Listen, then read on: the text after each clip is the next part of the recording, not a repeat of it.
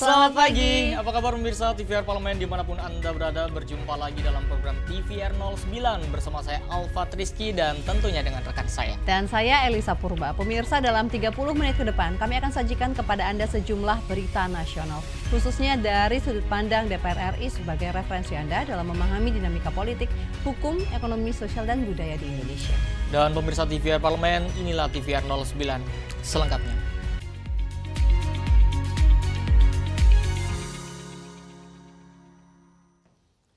Pemirsa, anggota Komisi 4 DPR RI Sturman Panjaitan mengajak Kementerian Pertanian bersama Badan Pangan dan Logistik untuk meningkatkan pengawasan intensif terhadap harga, kualitas, dan stok beras guna menjaga stabilitas pasokan. Maraknya beras oplosan yang beredar di masyarakat menyebabkan kelangkaan beras premium yang dibutuhkan masyarakat. Untuk itu, Komisi 4 DPR RI mendorong peningkatan pengawasan terhadap distribusi beras di pasaran. Menanggapi hal ini, anggota Komisi 4 DPR RI Sturman Panjaitan mengajak Kementerian Pertanian bersama Badan Pangan Nasional untuk meningkatkan pengawasan yang intensif terhadap harga, kualitas, dan stok beras, sehingga mampu menjaga stabilitas pasokan, memastikan akses masyarakat terhadap pangan yang cukup dan terjangkau, serta memperkuat ketahanan pangan nasional melalui proses distribusi yang transparan, akuntabel, dan tepat sasaran. Jadi kita bersama-sama, Kementerian Pertanian melaksanakan pengawasan terhadap harga, terhadap kualitas beras sendiri, terhadap stoknya, terhadap yang lain-lain, termasuk juga Badan Pangan dan Badan Logistik. Nah itu juga bersama-sama kita, agar apa, masyarakat tidak lagi terjadi kelangkaan. Katanya panen raya, katanya berasnya banyak, tapi kenapa naik terus? Kan itu pertanyaan. Nah ini harus kita diskusikan terus kepada pemerintah, tidak pernah berhenti setiap hari. Kementerian Pertanian dengan seluruh jajaran untuk mengecek beras itu. Makanya pengawasan harus ditingkatkan. Kerugian negara, kerugian masyarakat yang dikatakan 90 juta kemarin, kita harus buktikan dulu. Berapa selisih yang kalau oplosan berapa, misalnya premium harganya 17.000, yang medium 15.000, selisih 3.000 itu akan, sehingga kalau 2 juta ton sehingga harganya menjadi 10 triliun. Minggu lalu kan kita sudah mencoba membahas itu secara detail, sehingga memang perlu ketelitian. Lebih lanjut, Sturman Panjaitan juga meminta agar pengawasan difokuskan pada produsen beras skala besar karena mereka memiliki potensi lebih besar untuk melakukan pengoplosan. Adila dan Edo, TVR Parlemen, melaporkan. Pemirsa, Ketua Komisi 2 DPR RI Rifki Nizami Karsayuda mengungkapkan selama ini banyak tanah adat belum diakui secara legal oleh negara karena tidak memiliki dasar hukum. Terus berulangnya konflik agraria di tanah air, Komisi 2 DPR RI mendorong percepatan legalisasi tanah adat melalui peraturan daerah. Pada kunjungan kerja ke Maluku Utara, dalam rangka penguatan peran gugus tugas reforma agraria, Ketua Komisi 2 DPR Rifki Nizami Karsayuda mengungkapkan selama ini banyak tanah adat belum diakui secara legal oleh negara karena tidak memiliki dasar hukum. Menurutnya, saat inilah semangat reforma agraria diuji, bukan sekedar soal redistribusi tanah, tapi juga pengakuan hak adat agar tidak ada lagi masyarakat yang kehilangan haknya hanya karena tidak memiliki dasar hukum formal. Gugus tugas reforma agraria itu berisikan kepala daerah, Kementerian ATR, dan kemudian aparat penegak hukum serta beberapa kepala OPD yang ada di daerah setempat. Salah satu yang tadi kami dorong adalah tanah-tanah adat yang selama ini belum diperdakan oleh kabupaten kota, maka kemudian segera perdakan. Dengan dasar perda itu, kemudian Kementerian ATR bisa memberikan alas haknya. Kalau kemudian ada alas haknya, maka ke depan harusnya konflik-konflik yang terjadi seperti yang dikatakan tadi harusnya tidak terjadi. Kalau sudah terjadi, tentu kita harus melakukan proses mediasi yang baik. Kenapa konflik itu terjadi? Jujur harus kita katakan, karena di mata negara alas hak terhadap tanah adat sebagaimana yang dikatakan itu belum ada di mata negara dari sisi legalistik formal. Lebih lanjut, Rifki Nizami mengatakan gugus tugas reforma agraria memiliki peran strategis dalam proses ini, yaitu memetakan wilayah, memitigasi potensi konflik, serta mengambil tindakan yang dibutuhkan. Dari Maluku Utara, Nur Fuad, TVR Parlemen, melaporkan. Kondisi geografis dan anggaran masih menjadi kendala dalam progres pembangunan jalan tol IKN saat ini. Dan informasi selengkapnya kami hadirkan usai jeda, tetaplah di TVR 09.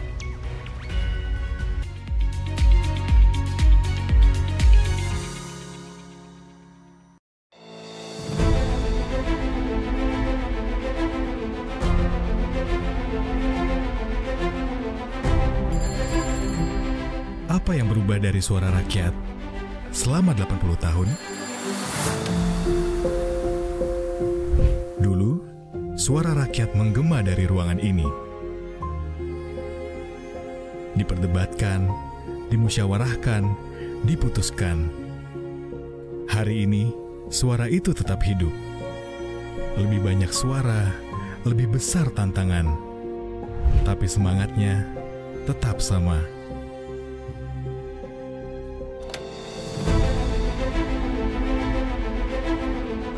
Disinilah mereka berbicara, menyuarakan suara setiap lapisan masyarakat.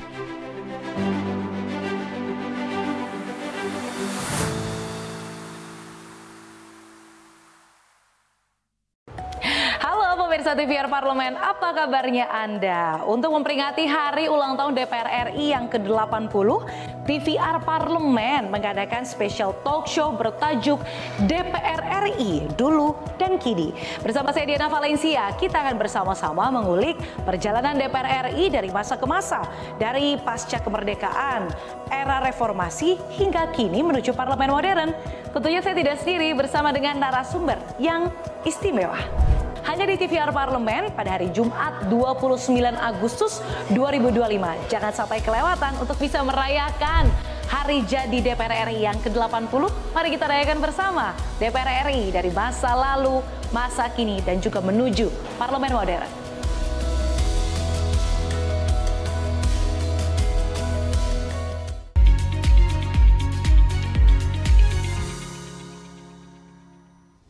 Anda kembali menyaksikan TVR 09. Pemirsa, Komisi 5 DPR RI berkomitmen mengawasi pembangunan jalan tol IKN yang ditargetkan rampung tahun 2027 mendatang. Kondisi geografis dan anggaran masih menjadi kendala dalam progres pembangunan jalan tol IKN saat ini. Untuk itu, Komisi 5 DPR RI terus berkomitmen mengawasi pembangunan jalan tol yang ditargetkan rampung tahun 2027 mendatang. Anggota Komisi 5 DPR RI Sujatmiko mengatakan peninjauan ini bertujuan untuk memastikan jalan tol IKN dapat beroperasi tepat waktu dengan tetap memperhatikan standar pelayanan minimum jalan tol. Diketahui hingga saat ini, proyek tol Balikpapan IKN telah rampung 80% dengan total panjang mencapai 48 km. Ia menyebut kondisi geografis Kalimantan Timur menjadi salah satu tantangan dalam percepatan pembangunan jalan tol. Kalau pekerjaannya memang karena kondisi tekstur tanahnya ya, nah itu yang banyak banyak yang konturnya yang bervariasi dan jenis tanahnya juga bervariasi, itu kendalanya. Yang kedua juga perlu diperhatikan ada perlintasan satwa. Tadi harus diperhatikan, tadi ada 2 jembatan perlintasan satwa. Juga yang ketiga memang ketersediaan dana. Jadi kan karena ada dampak efisiensi, jadi ketersediaan dana ini juga jadi salah satu kendala. Sementara itu, Wakil Ketua Komisi 5 DPR RI Andi Iwan Darmawan Aras memastikan kendala yang ada tidak akan menghambat percepatan pembangunan jalan tol. Ia berharap nantinya jalan tol IKN dapat memperlancar mobilitas masyarakat serta distribusi logistik menuju kawasan pusat pemerintahan baru. Sampai dengan saat ini kendala-kendala menyangkut masalah sosial, pembebasan lahan dan lain sebagainya, tadi menurut laporan dari Kementerian PU, alhamdulillah tidak ada, bisa berjalan lancar. Dari Kalimantan Timur, Elisa Purba, TVR Parlemen melaporkan. Pemirsa, anggota Komisi 9 DPR RI Obon Tabroni soroti ancaman sanksi yang masih terlampau ringan untuk pelanggaran K3 yang dapat membahayakan nyawa pekerja. Komisi 9 DPR RI mendesak pembaruan aturan keselamatan kerja karena dinilai ketinggalan zaman dan tidak lagi memadai untuk melindungi pekerja di tengah perkembangan industri modern. Dalam kunjungan kerja ke Maluku Utara, anggota Komisi 9 DPR RI Obon Tabroni menyoroti ancaman sanksi yang masih terlampau ringan, bahkan untuk pelanggaran K3 yang dapat membahayakan nyawa pekerja. Menurutnya, perusahaan wajib memberi penjelasan tentang risiko kerja kepada karyawan terkait teknologi baru yang masuk ke dunia industri.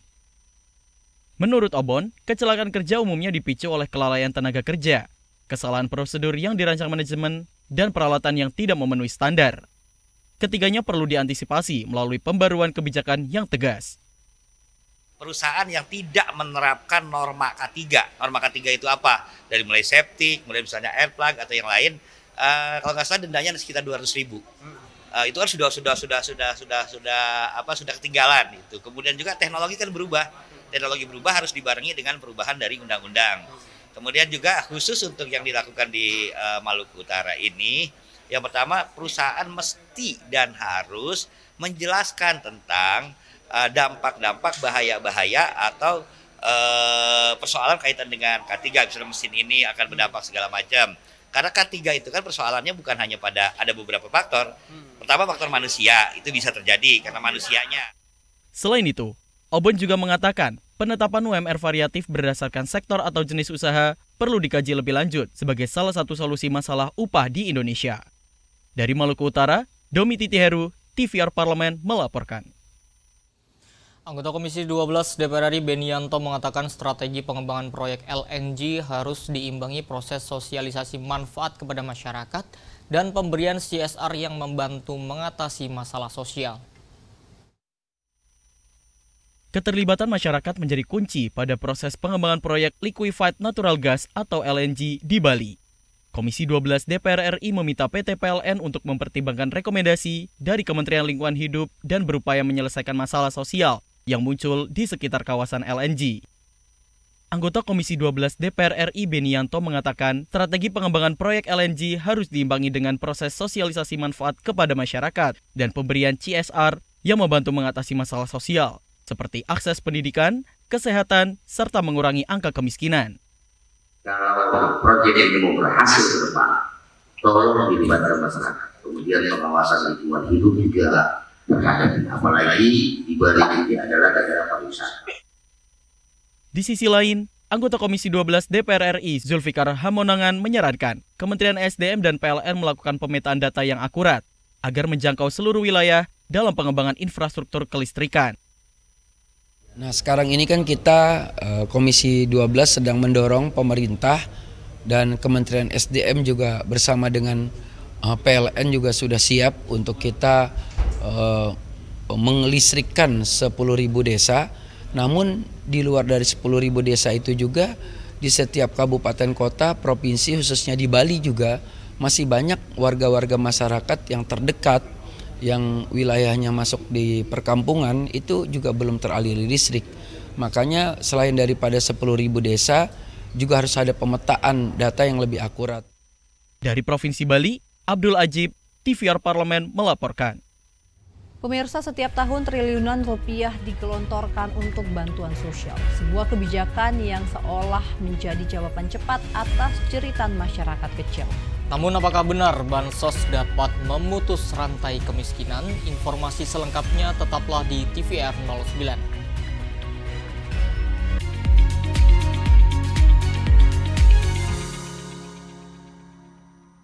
Dulu kan kesini sebagai demonstran gitu kan. Jadi ngedemo gitu ya, di luar gitu. Zaman mahasiswa ya. Mungkin masyarakat juga lebih taunya gedung ini di 98 ya? Iya, jadi dulu kan ini kan jadi simbol representasi rakyat.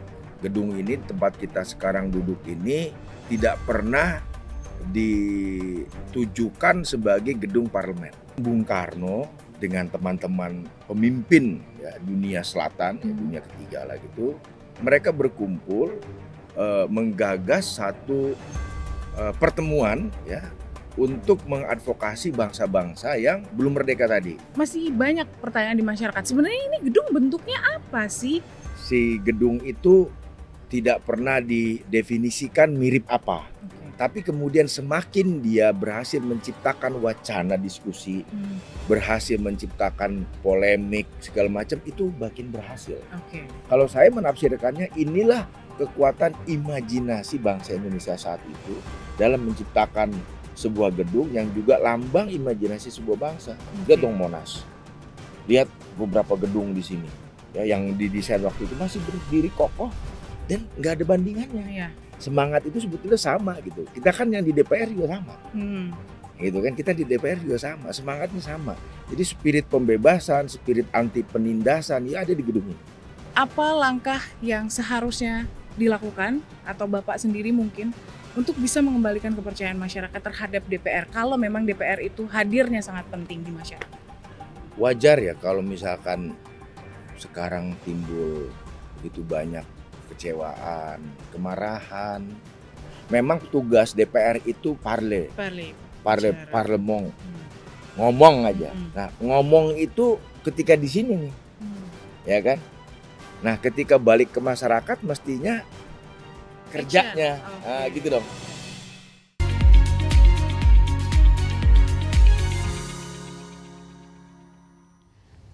Pemirsa, bansos hanyalah obat sementara, sedangkan masa depan bangsa ditentukan oleh seberapa besar kita mampu mengangkat rakyat dari ketergantungan menuju kemandirian. Dan juga DPR RI menegaskan bahwa bansos harus diposisikan sebagai penopang darurat dan bukan solusi permanen. Melalui fungsi pengawasan dan legislasi, DPR RI terus mendorong agar program pengentasan kemiskinan dapat menyentuh akar masalah. Mari kita simak liputan mendalam yang telah dikemas oleh tim redaksi TVR Parlemen dalam segmen editorial Parlemen berikut ini.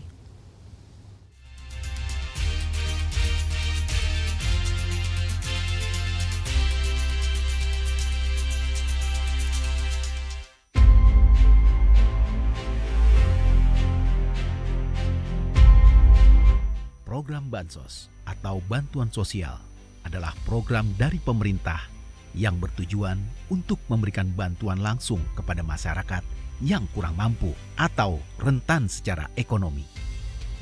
Diharapkan mampu menjadi solusi dalam meningkatkan kesejahteraan masyarakat. Terdiri dari Program Keluarga Harapan atau PKH, bantuan pangan non-tunai, bantuan langsung tunai, dan bantuan sosial beras. Anggota Komisi 2 DPR RI, Kamarudin Watubun, menilai konsep dan gagasan dalam pidato Presiden Prabowo Subianto pada penyampaian RAPBN dan Nota Keuangan tahun 2026 harus diwujudkan melalui langkah nyata. Pengentasan kemiskinan yang sesungguhnya hanya dapat tercapai jika masyarakat memiliki sumber penghasilan tetap dan berkelanjutan. Langkah konkret untuk menciptakan lapangan kerja menjadi kunci mengakhiri kemiskinan, bukan sekadar mengandalkan bantuan sosial sementara. Karena masyarakat harus memiliki sumber pendapatan yang mampu menjamin kehidupan jangka panjang. Jumlah penduduk miskin di Indonesia tidak mengalami penyusutan yang signifikan dalam 1 dekade terakhir, meskipun anggaran bantuan sosial terus mengalami kenaikan. Kementerian Keuangan melaporkan anggaran bansos tahun 2025 mencapai 154,24 triliun rupiah atau mencapai 109,23% dari target APBN 2025, yakni 140,05 triliun rupiah. Dari konteks konsep pidato bagus, tapi kan itu baru konsep, itu gagasan, harus diwujud nyatakan dalam tindakan kan. Saya kasih contoh begini. Dulu Jokowi itu kemiskinan turun, tapi kemiskinan turun itu dari dana bantuan luar negeri, pinjaman dipakai jadi dana bantuan sosial. Hari ini dibantu BPS turun ya, orang bisa makan pagi, makan sore, uang habis ya kembali miskin lagi. Yang macam-macam begini yang menghilangkan kemiskinan itu dalam konteks sudah punya pendapatan tertentu untuk jangka panjang ke depan. Kalau hanya menghilangkan kemiskinan karena dikasih bantuan sosial, saya kira itu juga bukan menghilangkan kemiskinan, menunda kemiskinan. Pemerintah telah membentuk Sistem Data Tunggal Sosial Ekonomi Nasional atau DTSN untuk memastikan program pemerintah, baik subsidi dan bantuan sosial bagi masyarakat dapat tepat sasaran. Anggota Komisi 8 DPR RI Ahmad mengungkapkan, keterpaduan dan integrasi data ekonomi masyarakat akan mempermudah menyalurkan program pemerintah. Jika program subsidi dan bantuan sosial yang diberikan pemerintah tepat sasaran kepada masyarakat yang berhak, akan mampu mendorong peningkatan ekonomi dan mengentaskan angka kemiskinan.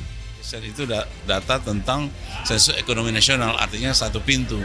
Jadi seluruhnya terintegrasi dengan harapan dengan ada data sen ini nanti tidak ada lagi yang tepat sasaran terhadap program pemerintah, terutama dalam mengentaskan kemiskinan.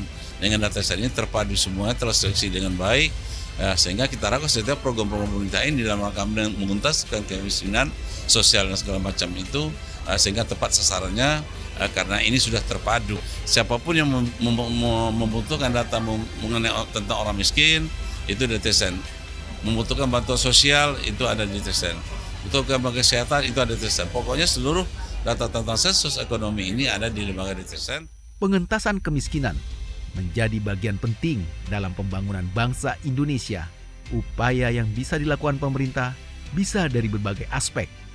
Salah satunya adalah melalui upaya peningkatan produktivitas hasil pertanian, kestabilan harga-harga kebutuhan pokok, dan menjamin akses pendidikan yang merata hingga ke seluruh wilayah Indonesia.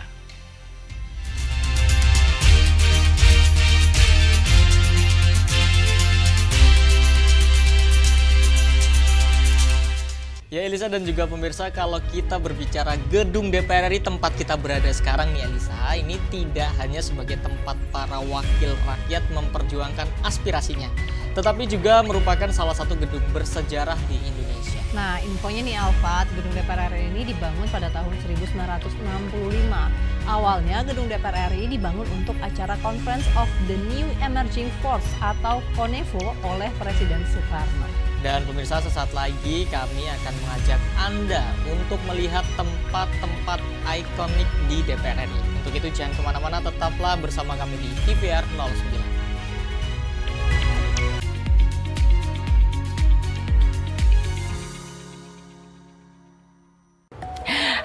Pemirsa TVR Parlemen, apa kabarnya Anda? Untuk memperingati hari ulang tahun DPR RI yang ke-80, TVR Parlemen mengadakan special talk show bertajuk DPR RI Dulu dan Kini. Bersama saya Diana Valencia, kita akan bersama-sama mengulik perjalanan DPR RI dari masa ke masa, dari pasca kemerdekaan, era reformasi hingga kini menuju parlemen modern.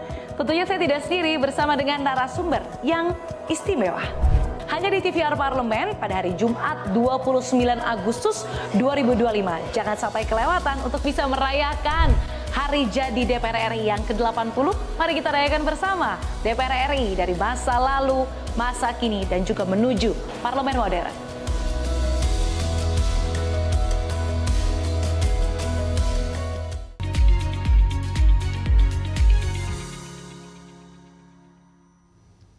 Nah pemirsa, tadi kita sudah membahas mengenai gedung ikonik di DPR RI ya Alfat. Nah selain gedung Nusantara yang gedung ikonik berbentuk kubah berwarna hijau, ternyata DPR RI memiliki beberapa tempat ikonik lainnya yang memiliki makna mendalam tentunya. Nah Elisa, di sini juga terdapat pula patung elemen estetik yang menampilkan kesinambungan antara masa lalu, masa kini, dan juga masa depan. Tentu masih ada ikonik yang lainnya Alfat ya, dan tentu tanpa berlama-lama langsung saja kita simak informasinya tempat-tempat ikonik di DPR RI dalam segmen Intips, Informasi dan Tips untuk Anda.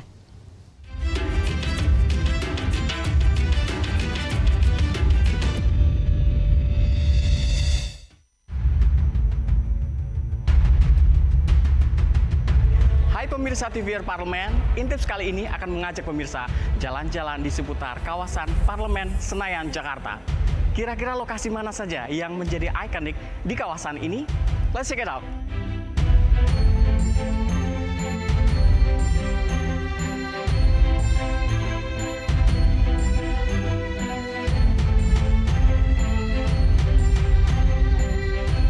Lokasi pertama yang menjadi lokasi paling ikonik di DPR RI adalah Gedung Nusantara DPR RI, berbentuk kubah lingkaran yang identik dengan atapnya yang berwarna hijau.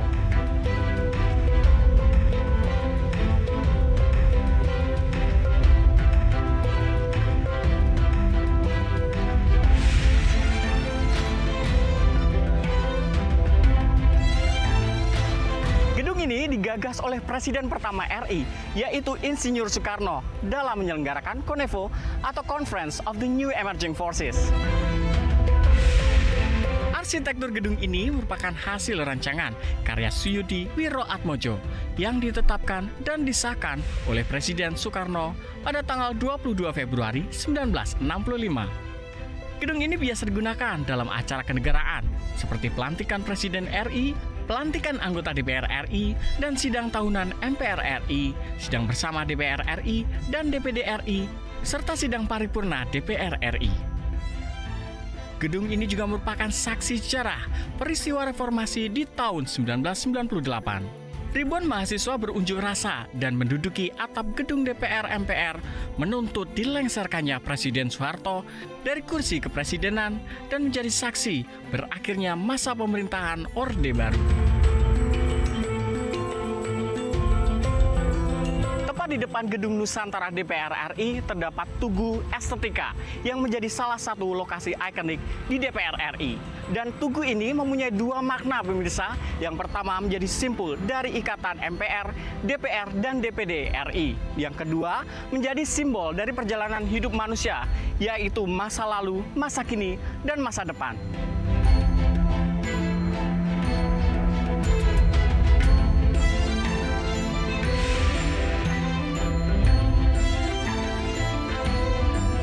Estetika mempresentasikan tiga bagian yang terikat menjadi satu. Wujud Tugu Estetika pada dasarnya berupa tiga bulatan yang saling berhubungan dan berkesinambungan. Tugu elemen estetika ini adalah karya Bud Mohtar dari Departemen Seni Rupa Institut Teknologi Bandung. Teknik pembuatan Tugu Estetika dibuat dari konstruksi rangka besi dengan lapisan sheet tembaga yang ditanamkan pada pondasi beton. Pembuatan Tugu Estetika selesai pada tahun 1977. Selain Gedung Nusantara dan Tugu Estetika, terdapat salah satu lokasi lagi yang cukup ikonik dan baru-baru ini dibangun. Pemirsa penasaran? Yuk kita jalan-jalan lagi.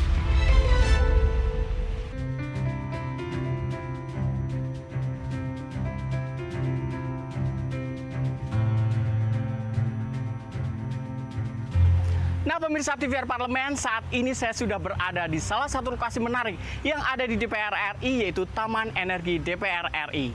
Pembangunan panel surya dan Taman Energi mengusung konsep Green Building, dan PLTS yang dibangun di Taman Energi ini dapat memenuhi 25% pasokan listrik di DPR RI.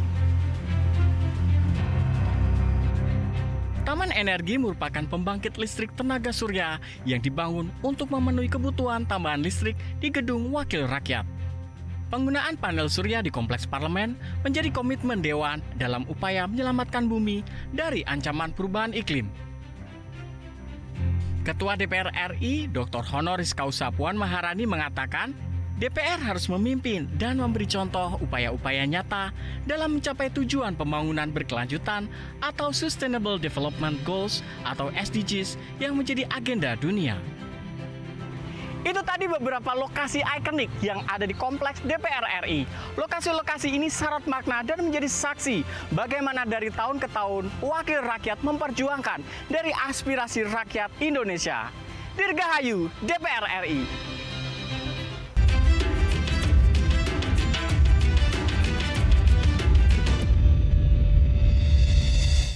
Wow, gimana Alfat? Rakyat juga tentu boleh masuk ke DPR untuk melihat bagaimana keindahan dan juga tempat-tempat ikonik yang ada di DPR RI tentunya ya. Dan tadi Vincent Aldi sudah mengajak kita untuk melihat-lihat tempat ikonik yang ada di DPR RI yang tentu bisa menjadi wawasan tersendiri. Kalau misalkan kita berkunjung ke DPR RI, selain juga melihat dan juga untuk belajar sejarah banyak sekali di sini, Alisa. Tentu, kemarin juga kita sudah bahas mengenai Museum DPR RI juga bisa dikunjungi ya, Alfat ya. Betul. Dan itu dia informasinya untuk Anda pemirsa, dan demikianlah TVR 09 edisi pagi ini. Kami segenap kru TVR Parlemen yang bertugas tentunya mengucapkan terima kasih telah setia menyaksikan TVR 09. Ada saya Lisa Purba dan rekan saya Salvat Rizky. Pemirsa, sampai berjumpa kembali di TVR 09 selanjutnya. TVR Parlemen, referensi Indonesia.